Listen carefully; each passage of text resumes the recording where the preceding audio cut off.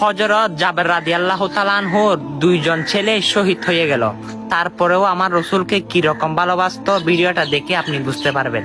আমার রসুলকে একদিন জাবের দাওয়াত দিল, ইয়া রাসূলুল্লাহ আমার ঘরে আপনি মেহমান হবেন। আমার রসুল বলে হ্যাঁ, আমি দাওয়াতটা গ্রহণ করলাম। তারপর খুশিতে আত্মহারা হয়ে হযরত জাবের একটি খাসি জবাই করলো, যে খাসিটা তার ঘরের মধ্যে লালিত পালিত করত।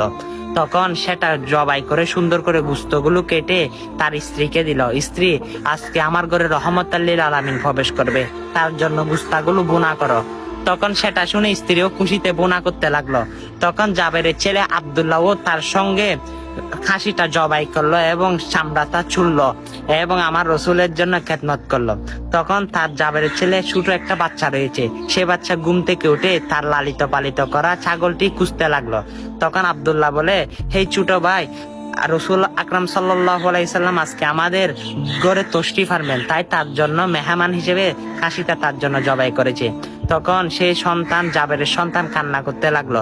তখন আব্দুল্লাহ বলে, হ্যাঁ তুমি কান্না করিও না, সেটা রসুলের জন্য কুরবানি হয়েছে খাসিটা, সুবহানাল্লাহ। তখন ওই সন্তান বলে, সেটা কুরবানি কিভাবে দিয়েছে, খাসিটাকে জবাই কিভাবে করেছে। তখন বড় ভাই এক পর্যায়ে সে খাসিটা কিভাবে জবাই করেছে সেটা দেখাতে গিয়ে তখন তার ভাইকে জবাই করে দিল। তখন জাবের দূরেই আসলে পিছন দিকে দেখে রক্তাক্ত শরীর রক্তে ভিজে গেছে। তখন জাবের আর কান্না করে না, বলে আজকে কান্নার দিন আমাদের নয়, আমাদের রহমতুল লিল আলামিন আমাদের ঘরে প্রবেশ করবে, আমাদের খুশির দিন।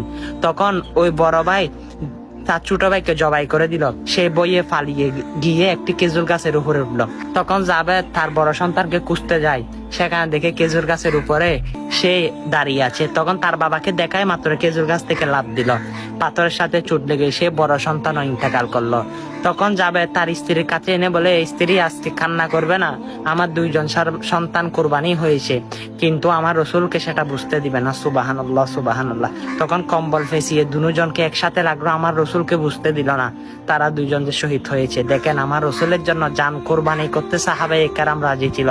আপনাকে কোরবানি করতে হবে না আপনার জান। আমার রসুলের এর বাণীটি আমার রসুলের উপর যেন ঈমান আরো শক্তিশালী হয়। ভিডিওটা শেয়ার করে সকলের কাছে পৌঁছে দিবেন জোরের গতিতে, আমিন।